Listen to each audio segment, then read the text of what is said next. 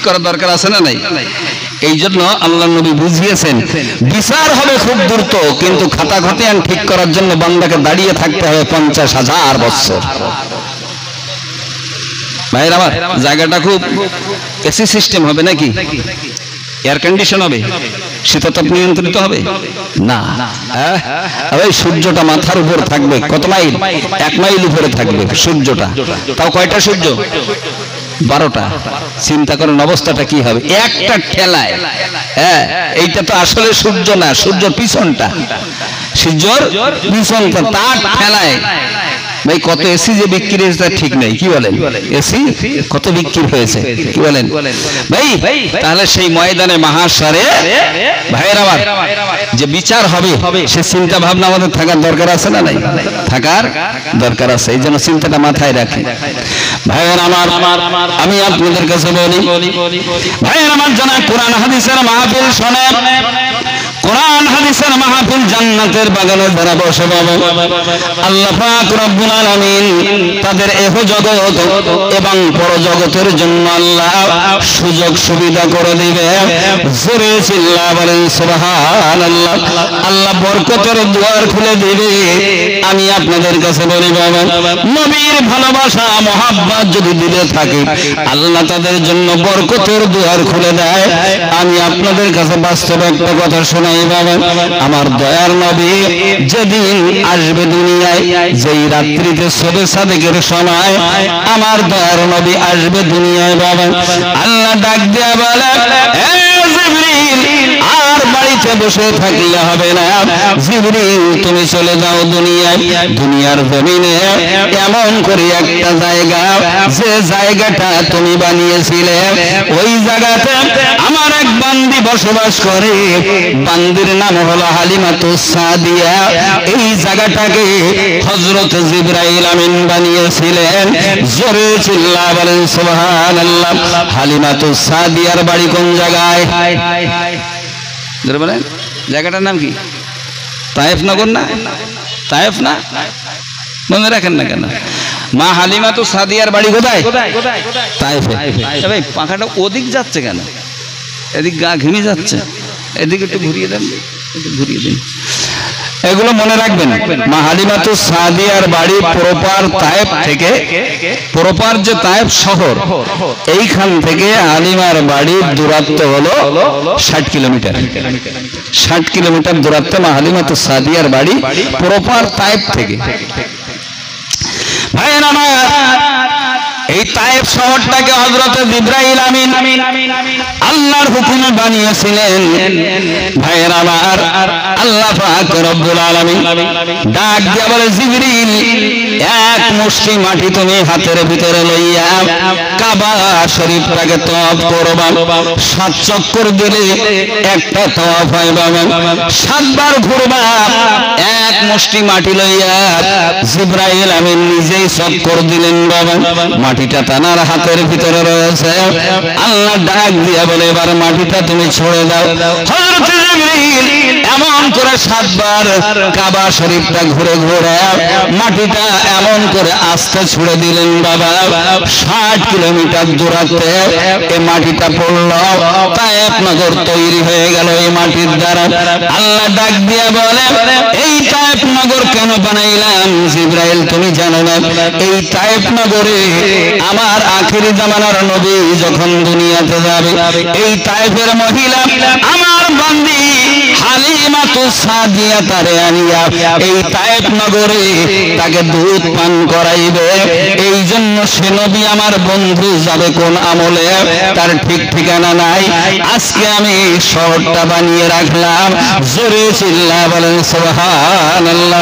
এই জন্য ওই শহরটাকে তায়েফ শহর বলা হয়। কি বলা হয়? তায়েফ শহর বলা হয়। ভাই এই ঘোড়াটা, এই ঘোড়াকে বলা হয় তওয়াফ, আর যিনি ঘোরেন তাকে বলে তয়েব, মানে প্রদক্ষিণকারী। তাহলে ওই যে মাটিটা, ওই মাটিটার ওই জায়গাটার নাম হয়েছে তয়েব, তার মানে ওই মাটিটাই কাবা শরীফ হাজিদের মতন ঘুরেছে। সুবহানাল্লাহ বলবেন না? এই জন্য জায়গাটার নাম তায়েব হয়েছে, এমনি হয়নি। হজ না করলে হাজি বলা যাবে? তো এই মাটিটা এক হিসেবে হজ করেছে, অর্থাৎ কাবা শরীফ 7 বার ঘুরেছে। জিবরাইল আমিন ছুড়ে দিয়েছে, তায়েব নগর তৈরি হয়ে গেছে। সুবহানাল্লাহ বলে। ভাই আমার ডাক দিয়া বলে, জিবরিল তোমার বানানো সেই মাটি ছুড়ে দেওয়ার কারণে তায়েব নগর তৈরি হলো। তায়েফে আমার এক বান্দি নাম হলো তার হালিমাতুস সাদিয়া, সে এমন করে আজকে আমার নবী সাল্লাল্লাহু আলাইহি সাদেকের সময় দুনিয়ার জমিনে যাবে, আর জন্মের 14 দিন পরে হালিমাতুস সাদিয়া তায়েফ থেকে আসিয়া দুধ পান করানোর জন্য আমার বন্ধুকে কোলে করে এমন করে তায়েফ নগরে নিয়ে যাবে। তবে শোনো জিবরিল, ওই তায়েফ নগর অনুর্বর এলাকা, ফসলপত্র তেমন হয় না, ওখানকার মানুষ দুর্ভিক্ষের কবলে পড়ে আছে, তাদের খাওয়া দাওয়া হয় না, অভাব অনটনের এলাকা, দুর্ভিক্ষ কবলিত এলাকা। এই জন্য তুমি চলে যাও, আমার বন্ধু জন্মের 14 দিন পরে তায়েফ নগরে যায় যদি দেখে তায়েফের মানুষের বড় অভাব, তাদের খাওয়া দাওয়া হয় না, ঠিক মতন তাদের সংসার চলে না, বন্ধুর কাছে লজ্জিত হব। এই জন্য তোমাকে বলে দিলাম, গভীর রাত্রিতে তুমি এমন করে তায়েফ নগরে চলে যাও, তোমার ডানাগুলো ঢুকাইয়া তায়েফের অনুর্বর মাটিগুলো উঠাইয়া বাহারে মাইয়াতে ফেলে দেবে, মরা সাগরে ফেলে দিয়া এমন করে নীল নদীর উর্বরা মাটি আনিয়া তায়েফ নগর এমন করে ভরাট করে দিয়া আজীবন কালের জন্য উর্বরা হয়ে যাবে। ভাইয়েরা আমার, জিবরাইল আমিন নবী জন্মের রাত্রিতে সবে সাদেকে জন্ম নেবে। ওই যে এমন করে ওই রাতের গভীর রাত্রিতে জিবরাইল আমিন আসিয়া তায়েফ নগরের চতুর্দিক দিয়ে নিজের ডানাটারে ঢুকাইয়া অনুর্বর মাটি উঠাইয়া বাহারে মাইয়াতে ফেলে দিয়া নীল নদীর উর্বরা মাটি আনিয়া তায়েফ নগর ভর্তি করে দিয়েছে। যার কারণে কিয়ামত পর্যন্ত যদি তায়েফে বৃষ্টি না হয়, তায়েফের কোন ফসল কোন দিনের জন্য পানির অভাবে মারা যাবে না, কারণ এটা রহমাতুল লিল আলামিনের একটা বড় মুজিজা।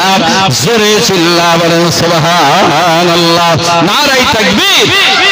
দুনিয়াতে আসার আগেও মুজিজা। ভাই তায়েফ এত উর্বর, সেখানে সার পানি ব্যবহার না করলেও, মেডিসিন ব্যবহার না করলেও তায়েফের ফসলে পোকা লাগে না নবীর খাতিরে। জোরে বলা যাবে না সুবহানাল্লাহ? দেখেন বরকতের দুয়ার কেমনে খুলে দেয় আল্লাহর নবী। সবে সাদেকের সময় দুনিয়াতে যখন আসলেন, আসার পরে তিনি মায়ের দুধ পান করেছিলেন। ভাইয়ের আমার, দাসী সুয়াইবিয়া আবু লাহাবের দুধ তিনি পান করেছিলেন।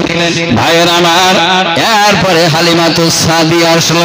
ভাইয়ের আমার, কাফেলার মহিলা বহু ছিল বাবা। ভাইয়ের আমার নবীর বাবা দুনিয়াতে ছিল না। নবী জন্মের 6 মাস, নবী দুনিয়াতে আসার 6 মাস আগে বাবা ইন্তেকাল করেছিলেন, আমরা জানি। ভাইয়ের আমার, এতিম বলিয়া কোন মহিলা আমার নবীকে নিতে রাজি ছিল না, কারণ বাবা যার বেঁচে নাই তাকে দুধ পান করালে ঠিক মতন পয়সা করি পাওয়া যাবে না। ভাই এই চিন্তা করিয়া তায়েফ নগরের অনেক মহিলা যারা এসেছিল আমার নবীকে তারা নিজে রাজি হলো না বাবা। ভাইয়ের আমার, এদিক দিয়া মা হালিমাতুস সাদিয়া এত রোগা ছিল, কায়িকলিষ্ট ছিল বাবা। ভাইয়ের আমার, রোগা হওয়ার কারণে, শুকনো হওয়ার কারণে ধনী লোকেরা তারা বাচ্চা দিতে রাজি হলো না। দূর, এই মহিলা একদম সিদ্ধ শুকনো মতন, কাঠ মতন হয়ে গেছে, শুকিয়ে অভাবের তাড়নায়। আরেকটা কথা ভালো করে বুঝুন, তায়েফে কত দুর্ভিক্ষ, কত অভাব। ভাই এই যারা বাচ্চা পালন করত, নিশ্চিত তাদের একটা বাচ্চা আছে। কারণ বাচ্চা না থাকলে তো দুধ হবে না। তাহলে নিশ্চিত তাদেরও একটা বাচ্চা আছে, যেমন মা হালিমাতুস সাদিয়া ছিল সেই সময় যে বাচ্চাটার নাম ছিল তার আব্দুল্লাহ, দুধ পান করত, দুধের বাচ্চা। ভাই আপনারা বলুন, এই কত অভাব না হলে নিজের বাচ্চার দুধের একটা অংশ বিক্রি করে দিত, পয়সার বিনিময়ে, টাকার বিনিময়ে বিক্রি করে দিত। কত অভাবী ছিল তারা। তা না হলে সন্তানের একটা দুধের হক সেটা তার নিজের বাচ্চাকে না খাইয়ে তার একটা অংশ অন্য বাচ্চাদেরকে খাইয়ে লালন পালন করে কিছু পয়সা তারা পেত, তাদের জীবিকা নির্বাহ হতো। কত অভাবী তারা ছিল।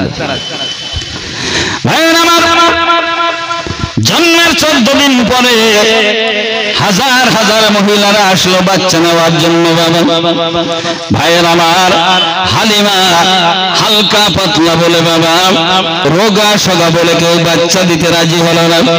আর আমার দয়ার নবীকে কেউ নিতে রাজি হলো না, কারণ তার বাবা বেঁচে নাই।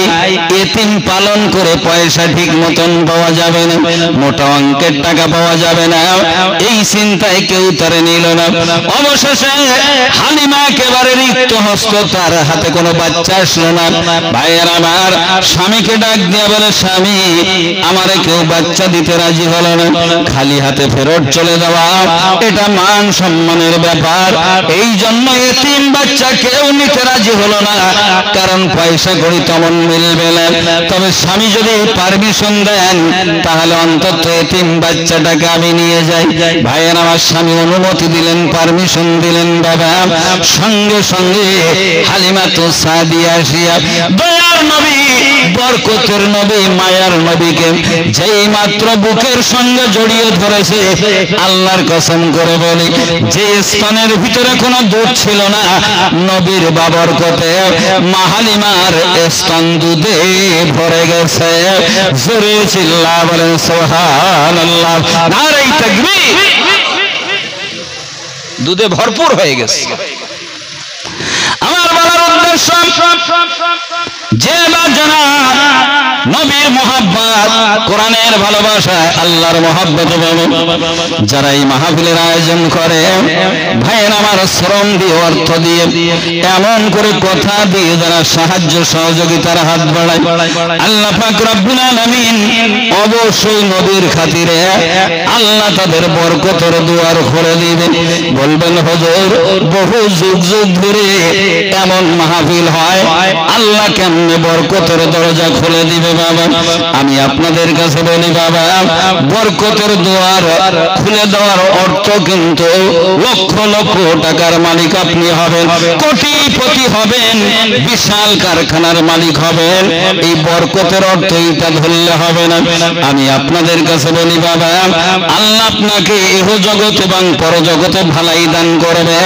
আমি আপনাদের কাছে একটু যুক্তি দিয়ে বলি, বাস্তবে বলি, বাবা ভাইয়েরা আমার, দুনিয়ার জমিনে ভিখারি আমরা বহু দেখেছি। বাবা আল্লাহর নবী সাহাবাদেরকে ডাক দিয়া বলে, সাহাবারা তোমরা ভিখারি দেখেছো, প্রকৃত ভিখারি? আল্লাহর নবী বলেন, তোমরা কি ভিখারি দেখেছো? সাহাবারা বললেন, ইয়া রাসূলুল্লাহ, যারা মানুষের দ্বারে দ্বারে ঘরে আর এমন করে ভিক্ষা চায়, এরাই তো হলো ভিখারি, এরাই হলো ভিখারি। ওই প্রতিনিয়ত ওই আমাদের দ্বারে দ্বারে অনেকে ভিক্ষা করতে আসে না, ভিক্ষা করতে আসে। আল্লাহর নবী বলেন, এরা প্রকৃত ভিখারি না। প্রকৃত ভিখারি তারা, তাদেরকে দুনিয়ার জমিনে দেখতে পাবে না। প্রকৃত ভিখারি হাসরের ময়দানে দেখতে পাবে। বলে হুজুর আপনি একটু ব্যাখ্যা করে বলুন। আল্লাহর নবী বলেন, কোন একটা বান্দা সেদিন, অনেক বান্দা সেদিন বাবা পাহাড় পাহাড় পরিমাণ নেকি নিয়ে বান্দা জান্নাতের দিকে রওনা হয়ে যাবে। পাহাড় পাহাড় পরিমাণ তার নেকি থাকবে। এই নেকি নিয়ে বান্দা যখন জান্নাতের দিকে রওনা হবে, হঠাৎ করিয়া পাওনাদার একজন আসবে, ধরুন চায়ের দোকানদার, ডাক দিয়ে বলবে, ভাই দাঁড়াও, ভাই দাঁড়াও। কি ভাই, চার দোকানে বছর বছরে খেয়েছো, হালখাতার কাঠ 5 বার দিয়েছি, জীবনে একবারও হালখাতা করনি। খাতায় তোমার কাছে 3000 টাকা পাওনা রয়েছে, টাকাটা দিতেই যাও। টাকাটা দিয়ে চলে যাও। ভাই যারা ঋণী তাদের ঋণ পরিশোধ করে তারপর জান্নাতে যাওয়া লাগবে। তাদের ঋণ পরিশোধ করে জান্নাতে যাওয়া লাগবে। এই জন্য ইবাদত বন্দেগী, নামাজ, রোজা, হজ, যাকাত আমরা অনেকে করি বাবা। অনেকে বলে লোকটা বিরাট নামাজ পড়ে, অনেকে বলে বহুবার হজ করেছে বাবা, অনেকে বলে ও লোকটা বহু দান সদকা করেছে। আমি অনেক সময় হজ করতে করতে বলি বাবা, সে কি নিজের জন্য করে না লোকের জন্য করে? বলে নামাজ তো নিজের জন্য পড়ে, হজ তো নিজের জন্য করে, দান তো নিজের জন্য করে, আছে না নাই? কি বলেন? সব তো নিজের জন্য করি। আমি বলি বাপ, পৃথিবীতে এমন মানুষ আছে বাপ, নামাজ পড়ে লোকের জন্য, দান করে লোকের জন্য, হজ করে লোকের জন্য। যদি বলেন হুজুর এইটা কেমনে হবে বাবা, ওই যে চায়ের দোকানদার ধরে ফেলবে, টাকাটা দিয়ে দাও। ওই সেদিন না দিয়ে যাওয়া যাবে? পাওনাদারের পাওনা মিটাতে হবে। তা আপনার ছেলেরা, আপনি ঋণ করে গেছেন, আপনার ছেলেরা ক্যাশ টাকা বস্তায় ঘুরিয়ে দেবে কবরে? দেবে না। সেদিন আছে কি? সেদিন আছে আমল, সেদিন আছে কি? নামাজ, রোজা, হজ, যাকাত, আমার যাবতীয় নেক কাজ যত আছে তার একটা অংশ এই টাকার বিনিময়ে তাকে দিতে হবে। কেস যেই শেষ, আর একজন এসে সবজির দোকানদার বলবে ভাই দাঁড়াও, আমারটা দিয়ে দাও। আল্লাহর নবী বলেন এইভাবে করে পাওনাদাররা আসতে থাকবে আর নেকি থেকে মিটাতে থাকবে। দিতে দিতে দিতে দিতে ওই লোকটার কাছে আর কোনো নেকি থাকবে না। এরপরও পাওনাদাররা আসবে। ভাইয়েরা আমার, সঙ্গে সঙ্গে লোকটা একেবারে মুখটা কালো করে বলবে ভাই দেখতে তো পাও আমার কাছে তো আর কিছু নাই। বলবে যদি না থাকে নেকি তাহলে আমাদের কিছু গোনা তুমি নিয়ে নাও, আমাদের এই বোঝা কিছু তোমারে দিয়ে যাই, বইয়ে মরো। এইভাবে করে পাওনাদারেরা তাকে কি দিতে থাকবে? পাপের বোঝা চাপাতে থাকবে। এইভাবে করে লোকটা, যে লোকটা যাচ্ছিল জান্নাতে, এবার পাপের বোঝা নিয়ে যাবে জাহান্নামে। রাসূল বলেছেন এই লোকটাই হলো প্রকৃত ভিখারি। এই লোকটা কি প্রকৃত ভিখারি? আল্লাহর নবী ওইটাই বলেন। সত্যিকারে জানা কোরআন হাদিসের মহাব্বতে, নবীর ভালোবাসায় এই মাহফিল যারা দেয়, অনেকে বলে মাহফিলে দান করে কি হবে, দিলে বা কি লাভ আছে? আল্লাহর কসম করে বললাম, নবীর মহাব্বতে যদি কেউ দান করে, এই লোকটা হাসরের ময়দানে সে জীবনে কোনোদিন ভিখারি হবে না। আল্লাহ তাকে ইহ জগৎ এবং পরজগতে ভালাই করবে। অর্থাৎ আল্লাহ তাকে হয়তো দুনিয়াতে গরিব হালাতে রাখবে, কিন্তু ময়দানে মাহশরে কোন পাওনাদার তার সামনে এসে তার কাছে চাইতে পারবে না। আল্লাহ দুই দিক থেকে সচ্ছলতা দিয়ে দিবে। জোরে চিল্লা বলেন সুবহানাল্লাহ। তা না হলে আল্লাহর কসম করে বলি, হাদিস শরীফে এসেছে বাবা, যাদের অর্থ সম্পদ ভালো কাজে ব্যয় হয় না, হাদিস পাকে নবীজি বলেছেন তাদের সম্পদ আল্লাহ অকাজে কুকাজে ব্যয় করিয়ে দেবে, নইলে ঋণের বোঝা মাথায় চাপিয়ে তাকে দুনিয়ার থেকে পার করবে। আপনার পয়সা যদি সৎ কাজে ব্যয় না হয়, আপনার পয়সায় যাত্রা চলবে, আপনার পয়সায় মেলা চলবে, আপনার পয়সায় খেলা চলবে, আল্লাহ করাবেই। আপনার পয়সায় টিভি কিনা হবে, আপনার পয়সায় ভিডিও চলবে, আপনার পয়সায় নাচ গান চলবে। এই জন্য ভাই ইমানদারদের উচিত বছরে কিছু পয়সা সৎ কাজে ব্যয় করা, তাহলে আপনাকে অবশ্যই আল্লাহ অকাজ কুকাজের পয়সা ব্যয় করা থেকে আল্লাহ হেফাজত করবে। আল্লাহুম্মা আমিন। আল্লাহ যেন কবুল করবে। আল্লাহুম্মা আমিন। ভাইয়ের আমার, তো যে এই কথা বলছিলাম, বিশাল বড় দাড়ি পাল্লা এমন করে আল্লাহ লাগিয়ে রাখবে। ভাইয়ের আমার, ওই পাল্লাটা ঝুলাবে কোন জায়গায়? জিবরাইল আমিনের বাড়ি হলো সিদরাতুল মুনতাহায়, একটা কুল গাছের তলায় তিনি অবস্থান করেন বাবা। এই জন্য ওটা জিবরাইলের বাড়ি বলা হয়। ভাইয়ের আমার, এই জমিন থেকে ওই সপ্তম আসমানের দূরত্ব হলো মাত্র 7,000 বছরের রাস্তা। কত বছরের রাস্তা? 7,000 বছরের রাস্তা। জিব্রাইলের যাইতে আর আসতে সময় লাগে 1 সেকেন্ড। 7,000 বছরের রাস্তা পাড়ি দিয়ে জিব্রাইলের সময় লাগে 1 সেকেন্ড। এত দূর তো চলতে পারে জিব্রাইল আমিন। বাড়ি হলো সিদরাতুল মুনতাহা, একটা কুল গাছের তলায়। একটু মহব্বতে কলেমা জিকির লা ইলাহা ইল্লাল্লাহ জোরে।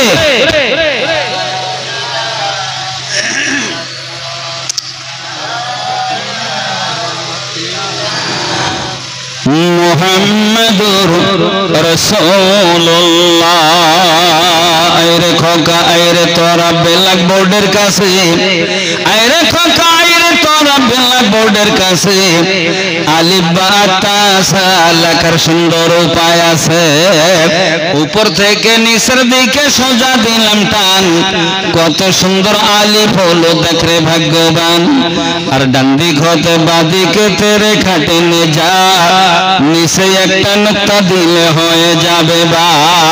উপরেতে 2টি নুক্তা দেখতে পাবে তা, আরো একটা নুক্তা দিলে হয়ে যাবে সাপ। আলিফ বা তা সাপ, আলিফ বা তা সাপ। এই পর্যন্ত শিক্ষা দিলাম, যাও রে সবাই ঘরে, আরো কিছু বাকি আছে শিক্ষা দেব পরে। আইরে খোকা আইরে তোরা ব্ল্যাক বোর্ডের কাছে, জিম হা খ লেখার সুন্দর উপায় আছে। এ নিচের থেকে উপর দিকে আস্তে আস্তে টেনে, তারপরে তে নিচের দিকে বাঁকা করে এনে নুক্তা পেটে জিম হবে বিনা নুক্তা হা। উপর একটা নুক্তা দিলে হয়ে যাবে খ। জিম হা খ, জিম হা খ। এই পর্যন্ত শিক্ষা দিলাম, যাও রে খোকা ঘরে, আরো কিছু বাকি আছে শিক্ষা দিব পরে। লা ইলাহা ইল্লাল্লাহ, একটু জোরে জোরে বলেন লা ইলাহা ইল্লাল্লাহ, লা ইলাহা ইল্লাল্লাহ মুহাম্মাদুর রাসূলুল্লাহ। সবাই বলে সাল্লাল্লাহু আলাইহি ওয়াসাল্লাম। এই যে মজলিস, এই মজলিসের ভিতরে আমরা গুটি কতক লোক হলেও এই মজলিসের মর্যাদা রয়েছে। এই জন্য সুবহানাল্লাহ আলহামদুলিল্লাহ এগুলো একটু জোরে বলতে হয়। আর এখানে আমরা বসেছি কিসের আশায়? গুনাহ মাফের আশায়। কিসের আশায়? কি বলেন? গুনাহ মাফের আশায়। আল্লাহর কসম করে বলি, এখানে বসলে আল্লাহ তার বান্দা বান্দির তামাম জীবনের সগীরা গুনাহ আল্লাহ এমনিতেই মাফ করে দেয়। সুবহানাল্লাহ বলেন সুবহানাল্লাহ সুবহানাল্লাহ। হ্যাঁ ভাই, আল্লাহ সব থেকে পাওয়ারফুল, আল্লাহ সব থেকে বড় ভাই। তার নামের আওয়াজটাও সব থেকে উঁচু। নামের পাওয়ার কত ভাই, কিতাবের ভিতরে এসেছে আল্লাহ নামের ধ্বনি দেওয়ার সাথে সাথে আল্লাহ খুশি হয়ে তার বান্দার জীবনের গুনাহ মাফ করে দেয়। এই জন্য আল্লাহ নামের ধ্বনি দিতে হয় মাঝে মধ্যে। কি বলেন ভাইয়ের আমার? হযরতে আলী রাদিয়াল্লাহু তাআলা নাম শুনেছেন না? হযরতে আলী রাদিয়াল্লাহু তাআলা আনহু তিনি আল্লাহ নামের ধ্বনি দিতেন। তো ধ্বনি দিলে আওয়াজ যাইতো 9 কিলোমিটার। কত?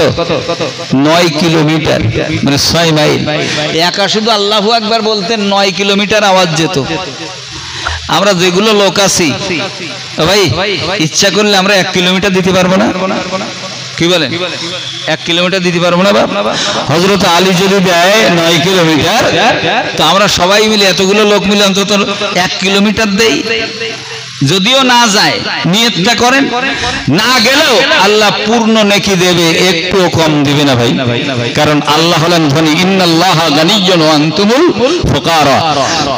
আল্লাহ তিনি হলেন ধনী, আমরা হলাম ভিখারি। এই জন্য আল্লাহর কোনো কাজে ব্যর্থ হয়ে গেলে আল্লাহ তার বান্দাকে কম দেয় না, ফুল পাওনা মিটিয়ে দেয়। জোরে চিল্লিয়ে বলে সুবহানাল্লাহ সুবহানাল্লাহ। ভাইয়ের আমার, হযরত আলী একবার যদি আল্লাহু আকবার বলতেন, আওয়াজ যেত 9 কিলোমিটার। ভাইয়ের আমার, আওয়াজ দিলে আল্লাহ তাদের সগীরা গুনাহ মাফ করে দেয়। শুধু তাই না, জোরে জোরে আল্লাহর নাম নিলে, আল্লাহর কসম করে বললাম 40 দিন সকাল সন্ধ্যা 3 বার করে আল্লাহর নাম জোরে বলবেন। জীবনে হার্টের ব্যায়াম থাকলে হার্টকে আল্লাহ সবল করে দিবে। আর যদি দুর্বল না থাকে, আল্লাহ মৃত্যুর আগ পর্যন্ত তার হার্ট দুর্বল করবে না। কারণ আল্লাহ নামের একটা পাওয়ার আছে না নাই? আল্লাহ নামের ক্ষমতা আছে। আমাদের কাছে নাই বা থাকতে পারে, কিন্তু আল্লাহ নামের পাওয়ার আছেই আছে বাবা। আমি ছোট্ট করে বলি, আল্লাহ নবী একদিন ঘুমাচ্ছিলেন গাছের তলায়। ভাইয়ের আমার, এমন করে বেদুইন সুযোগ পাইয়া উলাঙ্গ একখানা তলোয়ার লইয়া আল্লাহ নবীর মাথার কাছে দাঁড়াইয়া ডাক দিয়া বলে, মোহাম্মদ, আমার হাত থেকে তোরে কে বাঁচাইবে বল। এ মোহাম্মদ সাল্লাল্লাহু আলাইহি ওয়াসাল্লাম। বেদুইন তো সাল্লাল্লাহু আলাইহি ওয়াসাল্লাম বলবে না, মোহাম্মদ এই তলোয়ার দেখতে পাও, আমার হাত থেকে তোমারে কে বাঁচাবে? আল্লাহ নবী ডাক দিয়া বলে, বেদুইন, তোর মতন কাফেরের হাত থেকে বাঁচাবে একমাত্র আল্লাহ। জোরে বলেন সুবহানাল্লাহ। কে বাঁচাবে? আল্লাহ। আমরা হয়তো নেতা বাঁচাই দেবে নাকি? বাঁচাবে কে? আল্লাহ। যেই বলেছি আমার আল্লাহ বাঁচাবে, সঙ্গে সঙ্গে বাবা আল্লাহ নামের পাওয়ার এত, বেদুইনের শরীরের ভিতরে কম্পন শুরু হয়ে গেছে বাবা। এত জোরে কাঁপে, কাঁপতে কাঁপতে তলোয়ারটা মাটিতে পড়ে গেছে বাবা। আল্লাহ নবী উঠিয়ে বলতেছে, বেদুইন, এবার তুই বল, আমার হাত থেকে তোরে কে বাঁচাবে? বলে, মোহাম্মদ, তুমি বাঁচাতে পারো আমারে। আমার নবী ডাক দিয়া বলে, বেদুইন, যে আল্লাহ আমার হাত থেকে তোর হাত থেকে আমাকে বাঁচিয়েছে, ওই আল্লাহ আমার হাত থেকে তোরে বাঁচাইতে পারে। রহমতে আলম করে, দয়ার সাগর করে আল্লাহ আমাকে দুনিয়াতে পাঠিয়েছে। যার বেদুইন যা, রহমাতুল লিল আলামিন নামের খাতিরে আমি তোরে মাফ করে দিলাম। ভাইরা আমার, এমন সময় দেখা যায় বেদুইনের চোখ বেয়ে ঝরঝর করে পানি ঝর, কান্দে আর বলে, মোহাম্মদ রে, এতদিন চিনতে পারি নাই যার মনে এত মায়া, যার মনে এত দয়া, তিনি একমাত্র হবেন রহমাতুল লিল আলামিন। আমি আর বাড়িতে যাব না, আমি আপনার কাছে কলেমা পড়ে মুসলমান হতে চাই। আমার নবীর সুন্দর আদর্শ ব্যবহার দেখিয়া এই বেদুইন সেদিন কলেমা পড়ে মুসলমান হয়ে গেলেন। জোরে চিৎকার মেরে বলেন সুবহানাল্লাহ, নারায়ে তাকবীর। চিন্তা করে, ওই তাহলে আল্লাহ নামের ক্ষমতা আছে না নাই? দাদা হুজুর যাচ্ছেন মাডিনবান ট্রেন, ওই গোবরডাঙ্গা জমিদার বাবুদের একটা স্পেশাল কামরা ছিল, সেই কামরায় দাদা হুজুর দেখে ফাঁকা, উঠে পড়িস। যেই গোবরডাঙ্গা স্টেশনে লেগেছে, সে যে বাবু উঠে বলতে, ফকির এখানে, তাই তো বুঝতে পারিনি বাপ, সামনে নেমে দেওয়ান তো কোনো কথা হবে না। ওসব বাপটাপ বলার, ফকির আমার কামরায় উঠেছে, তোর জিন্দা ছেড়ে দেওয়া হবে না, তোকে মেরেই দেওয়া হবে। বলে, শোন, তোর মতন বেঈমানের হাতে আল্লাহ আমাকে মৃত্যু দিবেন, আমার আল্লাহ তোর হাত থেকে বাঁচাবে। ভাইয়ের আমার, দাদা হুজুর নামে যায়, 3 রাউন্ড গুলি বেঈমান চালিয়ে দেয় বাবা। একটা গুলিও দাদা হুজুরের গায়ে স্পর্শ করে নাই। জোরে চিল্লায়া বলেন সুবহানাল্লাহ। তাহলে আল্লাহ নামের পাওয়ার আছে না নাই? ভাইয়ের আমার, ভাইয়ের আমার, এই আল্লাহ নামের কারণে দাদা হুজুরের গায়ে গুলি বিদ্ধ হলো না। এমন করে সেজে বাবু পায়ে জড়িয়ে কান্দার বলে, ফকির, আমি চিনতে পারি নাই, 3 রাউন্ড গুলি করলাম, গায়ে লাগলো না, ব্যাপারটা কি? আমার দাদা হুজুর ডাক দিয়া বলে, এ গোবরডাঙ্গার সেজে বাবু, শুনে রেখে দে, আমার 3 রাউন্ড গুলি চালাইছো, গায়ে লাগাতো দূরের কথা, আমি আবু বকর গুলির আওয়াজ পর্যন্ত শুনতে পাই নাই। জোরে চিল্লায়া বলেন সুবহানাল্লাহ। তাহলে আল্লাহ নামের পাওয়ার আছে না নাই? কত পাওয়ার! সেই পাওয়ার আছে এখনো পর্যন্ত, কিন্তু কাজ হয় না ভাই। ওই সেই আল্লাহ নাম আমরা শুনতেছি বাপ, যে আল্লাহ নাম শুনে বেঈমানের হাত থেকে তলোয়ার পড়ে গেছে। আপনারা বলুন তো, সেই আল্লাহর নাম শোনার পরে এই মুসলমান এমনও কিছু আছে যাদের হাতের থেকে বিড়িটাও পড়ে না। যত আল্লাহু আকবার বলতেও তত কষিয়ে বিড়ি টেনতেছে। এরামজাত কালিকাতলে আছে বাপ, এদিকে আছে, আজান শুনে বিড়ি টানে না, হ্যাঁ বিড়ি হাতে থাকে থাকে, রাগ করবেন না সোনাবানিকেরা। তাহলে আল্লাহ নামের পাওয়ার আছে, কিন্তু আমাদের ভিতরে সেই ঈমান নেই, সেই ধরনের মজবুত ঈমান নেই। এই জন্য বাপ অন্তত সগীরা গুনাহটা মাফ হয়ে যাক। হ্যাঁ আল্লাহ ক্ষমতা দিয়েছে, ক্ষমতা সিজ করে নিতে পারেন সেই আল্লাহ, ক্ষমতা যিনি দিয়েছেন তিনি কেড়ে নিতে পারেন। এই জন্য অন্তত সগীরা গুনাহটা মাফ হোক আর হার্টটা সবল হোক। এই জন্য একটু তাকবীর ধ্বনি দিতে হবে জোরে জোরে। রাজি আছেন তো? হ্যাঁ গলায় যত জোর দিয়েছে, ক্ষমতা দিয়েছে আল্লাহ, আমরা একটু জোরে তাকবীর ধ্বনি দিব, আল্লাহ ফুল পাওনাটা যেন মিটিয়ে দেয়। একটু তো আমরা রেডি হয়ে যাই ভাই, আল্লাহ নামে ধ্বনি দিবেন, কেউ কার্পণ্যতা করবেন না ভাই। দূরের লোকগুলো অন্তত যারা বাইরে আছে তারা অন্তত বুঝুক যে এখানে কিছু লোক আছে, তারা অন্তত বুঝুক, কি বলেন? হ্যাঁ একটু রেডি হয়ে যান। দেন তো দেখি নারাই তাকবীর, আর একটু মন খুলে হবে না, নারাই তাকবীর,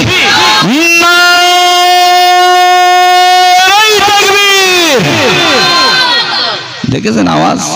হ্যাঁ আল্লাহর কোন কাজে ব্যর্থ হলে ভাই আল্লাহ ফুল পাওনা দেয়, আমি তার প্রমাণও করে দেব, কোনো অসুবিধা নেই। তবে ভাই আমরা যে ইবাদত বন্দেগী করি, ইবাদত বন্দেগীর ক্যাটাগরি হচ্ছে পাঁচটা। কয়টা? আমরা যে নামাজ রোজা হজ যাকাত কুরবানি এটা সেটা যাই করি না কেন, দান সদকা যা করি, ক্যাটাগরি কয়টা? কয় ভাগে বিভক্ত? ইবাদত কয় ভাগে বিভক্ত? 5 ভাগে বিভক্ত। কয় ভাগে? 5 ভাগে বিভক্ত। প্রত্যেক মুসলমানদের জেনে রাখা উচিত যে ইবাদত কয় ভাগে বিভক্ত। জিজ্ঞেস করবেন 100-র ভিতরে 90 জন বলতে পারে না, ওই কেউ মাও করবে, শুধু গেংড়াবে, বলতে পারবে না যে আমরা মুসলিম জাতি, আমরা যে ইবাদত বন্দেগী করি এটা কত ভাগে বিভক্ত। মনে রাখবেন কয় ভাগে? 5 ভাগে। কয় ভাগে? 5 ভাগে। 1 নম্বরে ফরজ, 2 নম্বরে ফরজে কিফায়া, 3 নম্বরে ওয়াজিব, 4 নম্বরে হলো সুন্নাত, 5 নম্বরে নফল বা মুস্তাহাব। এই 5টা ভাগে ইবাদত গুলো বিভক্ত। তাহলে সব থেকে নিচু মানের কোনটা? নফল বা মুস্তাহাব।